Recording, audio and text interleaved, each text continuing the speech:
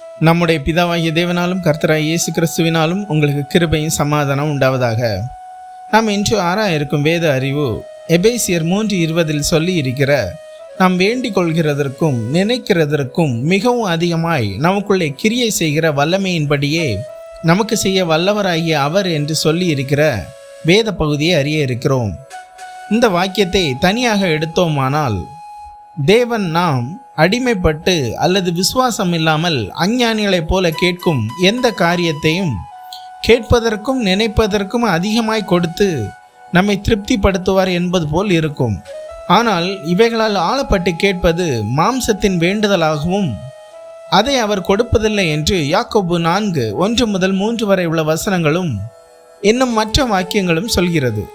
இப்படி இருக்க இந்த வாக்கியத்தை யாருக்கு சொல்லப்பட்டது என்று பார்த்தோமானால், கடும் உபத்திரவத்தின் மத்தியில் பவுல் புறஜாதிக்கு ஊழியம் செய்ததினாலே சிறையில் இருந்து தான் ஊழியம் செய்த ஜனங்கள் தேவ அன்பை விட்டுவிட்டு மாம்சத்தின்படி நடக்க அல்லது தேவனுடைய ஜீவனை மறுதளிக்க மனதுண்டாகும் தருணத்தில் வாழும் விசுவாசிகளுக்கே பவுல் அவர்களுக்கு சோர்ந்து போகாதிருக்க இதை எழுதுகிறார்.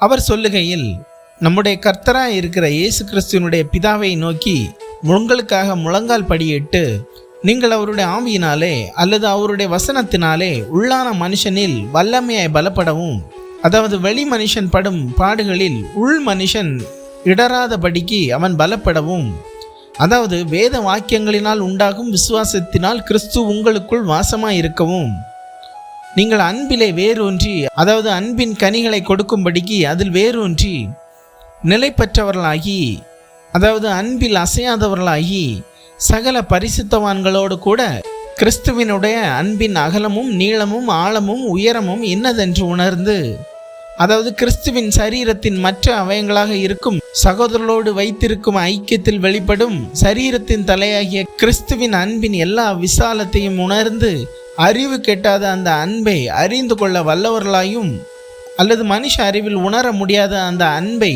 ஆவியில் அறிந்து கொள்ள வல்லவர்களாயும் தேவனுடைய சகல பரிபூர்ணத்தாலும் நிறையப்படவும், அதாவது தேவனுடைய ஜீவனின் சகல ஆவிக்குரிய குறைகளும் நீங்கவும், அவர் தமது மகிமையினுடைய ஐஸ்வர்யத்தின்படி அல்லது அவர் தமது உயர்ந்த ஆவிக்குரிய ஐஸ்வர்யத்தின்படியே உங்களுக்கு அனுகிரகம் பண்ண வேண்டும் என்று வேண்டிக் கொள்கிறேன் என்றார்.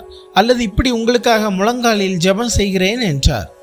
மேலும் நாம் இப்படி அவரிடம் வேண்டிக் கொள்கிறதற்கும் நினைக்கிறதற்கும் மிகவும் அதிகமாய் கிறிஸ்துவுக்குள் நமக்குள்ளே ஆவிக்குரிய கிரியை செய்கிற வல்லமையின்படியே நமக்கு செய்ய வல்லவராயிருக்கிற அவருக்கு அவருடைய சரீரமான சபையிலே கிறிஸ்து இயேசுவின் மூலமாய் தலைமுறை தலைமுறைக்கும் சதா காலங்களிலும் மகிமை உண்டாவதாக என்று சொல்கிறது. ஏனென்றால் அவர் கிறிஸ்துவுக்குள் உன்னதங்களிலே ஆவிக்குரிய சகல ஆசீர்வாதங்களினாலும் நம்மை ஆசீர்வதித்திருக்கிறார் என்று எபேசியர் 1:3 சொல்கிறது. இது மற்றபடி மாம்சத்துக்குரிய எந்த ஒரு வெளிப்புற ஆசீர்வாதங்களையும் பற்றியதல்ல. நாம் தேவனிடத்தில் நம்முடைய சுய சித்தத்தின்படி ஜீவனத்தின் பெருமை நிமித்தம் கேட்கிற காரியங்களை தேவன் இன்னும் அதிகமாய் கொடுப்பார் என்று நாம் இவைகளை அறிந்து வைத்திருப்போமானால் நாம் அவைகளால் ஆளப்பட்டு இருப்போம் என்றே போதிக்கிறது.